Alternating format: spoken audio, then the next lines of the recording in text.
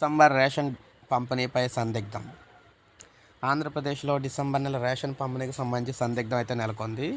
Ration డీలర్లకు commission పెంచాలని చెప్పేసి వారైతే డిమాండ్ అయితే చేస్తూ ఉన్నారన్నమాట. రేషన్ డీలర్లకు క్వింటాకు 200 చొప్పున కమిషన్ గౌరవ వేతనంగా 7,500 ఇవ్వాలని రేషన్ డీలర్ల సంఘం రాష్ట్ర అధ్యక్షుడు దివి లీల మాధవరావు ప్రభుత్వాన్ని డిమాండ్ చేశారు.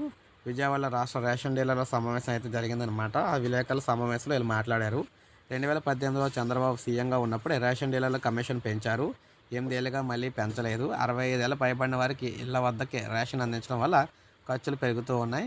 వాహనాలతో పంపిణీ సమయంలో సహాయకుడికి 5,000 ఇచ్చేవారు. ఇప్పుడు అలాగే ఇవ్వాలి. తెదేపా హయాంలో ఇచ్చిన ఉత్తర్వులకు అనుగుణంగా ఈఎస్ఐ సౌకర్యంతో పాటు డీలర్లు చనిపోయినప్పుడు మట్టి ఖర్చుల కింద 15,000 ఇప్పించాలి. ఈ విషయాలను త్వరలో ప్రభుత్వం దృష్టికి తీసుకెళ్తామని చెప్పేసి అన్నారు. సో మొత్తంగా చూసుకుంటే రేషన్ పంపిణీకి సంబంధించి డిసెంబర్ నెల ఇవన్నీ కూడా వారైతే నెరవేర్చాలని, లేని పక్షంలో రేషన్ పంపిణీకి సంబంధించి ఇబ్బంది అయితే అవుద్దని చెప్పేసి చెప్తున్నారన్నమాట. సో ఇది మనకు తాజా సమాచారం. ఒక లైక్ చేయండి, సబ్స్క్రైబ్ చేసుకుని మన ఛానల్